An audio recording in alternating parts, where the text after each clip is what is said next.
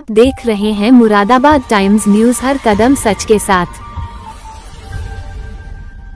Moradabad times news से सह संपादक नासिर मिर्जा की रिपोर्ट। दिनांक 16 मार्च 2024 मुरादाबाद के पुलिस अकादमी पहुंचकर सीएम योगी ने 2774 सिविल दरोगाओं नियुक्ति पत्र देकर और सलामी लेकर जनसभा करेंगे। सीएम योगी डॉक्टर भीमराव अंबेडकर अकादमी में सीएम योगी ने नए 2774 दरोगाओं से सलामी ब्राड कराई। इस दौरान सभी दरोगाओं के परिजन उपस्थित रहे और परिवार परिजनों ने ताली बजाकर योगी आदित्यनाथ का स्वागत किया, साथ ही अपने बच्चों का हौसला बढ़ाया। मुख्यमंत्री योगी आदित्यनाथ ने शनिवार को बुद्धि विहार स्थित मैदान में जनसभा को संबोधित किया। उन्होंने कहा कि होली के पहले 513 करोड़ रुपए की परियोजनाओं की सौगात मुरादाबाद और मंडल के लोगों को दी है। इसके अलावा मिर्जापुर की जनता को भी बधाई देते हैं। उन्होंने कहा कि दोनों सरकारी विश्वविद्यालय के लिए 180 करोड़ रुपए आवंटित कर दिया गया है। मुख्यमंत्री ने कहा कि मां विंध्यवासिनी का कॉरिडोर भी लगभग बनकर तैयार होने को है। कहा कि हर मंडल में राज्य विश्वविद्यालय का संकल्प सरकार ने अब पूरा कर दिया है। उन्होंने कहा कि विकास में शिक्षा और स्वास्थ्य की बात न होना मजाक है। पिछली सरकारों ने प्रदेश में दंगा कर्फ्यू दिया गया, व्यापारी उद्यमी भागने लगे, नौजवान पहचान छिपाता था, लेकिन प्रधानमंत्री नरेंद्र मोदी के नेतृत्व में भारत हर क्षेत्र में उभरा है। आज विकास जनता का हो रहा है, किसी परिवार विशेष का नहीं। गरीब कल्याण योजना का लाभ दिलाया जा रहा है। बेटी के जन्म से लेकर शादी विवाह तक में सरकार सहयोग दे रही है। डबल इंजन की सरकार सपने नहीं दिखाती है, हकीकत बुनती। हर मंडल में सरकारी विश्वविद्यालय का संकल्प पूरा किया गया है। इसके अलावा 22 निजी विश्वविद्यालय स्थापित किए गए हैं। हर जिले में मेडिकल कॉलेज बन रहे हैं। डबल इंजन की सरकार सपने नहीं दिखाती है, हकीकत बुनती है। इसलिए जनता बार बार मोदी सरकार को चुनती है। अकादमी में आज 8000 पुलिस सब इंस्पेक्टर को पासिंग आउट परेड में सेवा के लिए भेजा गया। प्रदेश के उच्च शिक्षा मंत्री योगेंद्र उपाध्याय ने कहा कि मुरादाबाद ही नहीं मिर्जापुर के लिए भी अहम दिन है, क्योंकि मुरादाबाद में राज्य विश्वविद्यालय व मिर्जापुर में मां विंध्यवासिनी विश्वविद्यालय का शिलान्यास मुख्यमंत्री करेंगे और आसपास के सभी जिले उच्च शिक्षा से जुड़ेंगे। इससे तरक्की की रफ्तार तेज होगी। विधान परिषद गोपाल अंजान ने कहा कि आज प्रदेश में उच्च शिक्षा के क्षेत्र में कीर्तिमान स्थापित हो रहा है। उन्होंने कहा कि कांग्रेस सरकार में भ्रष्टाचार का बोलबाला था, लेकिन मोदी सरकार में विकास की गंगा बह रही है। स्वागत संबोधन भाजपा प्रदेश अध्यक्ष भूपेंद्र सिंह चौधरी ने किया।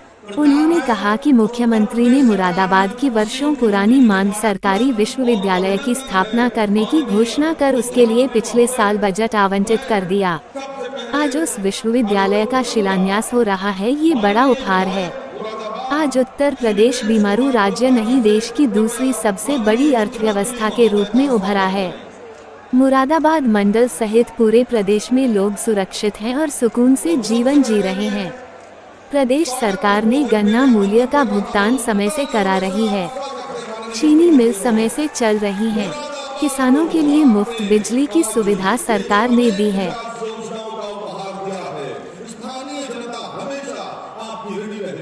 मुख्यमंत्री महोदय से प्राप्त आयुष्मान कार्ड प्रदेश के गरीब तबके के लिए, स्वास्थ्य के लिए आयुष्मान कार्ड, और इस समय अब स्मार्टफोन उपकरण के तहत श्री अभिषेक कुमार बीएससी के छात्र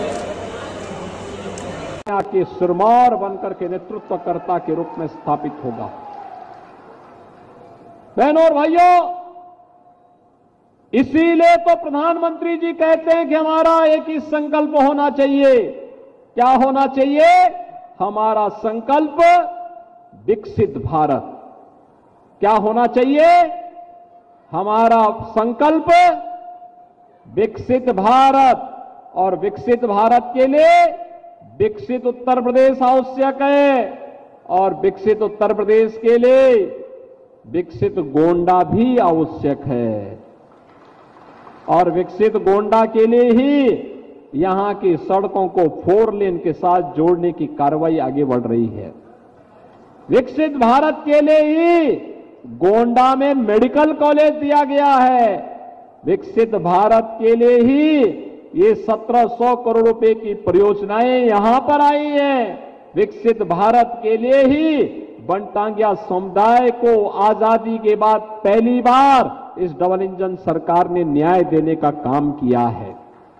विकसित भारत के लिए ही आज हम बाढ़ की परियोजनाओं को पूरा करने के लिए आपके पास आए हैं और विकसित भारत के लिए ही खून बहाने की नौबत नहीं आएगी।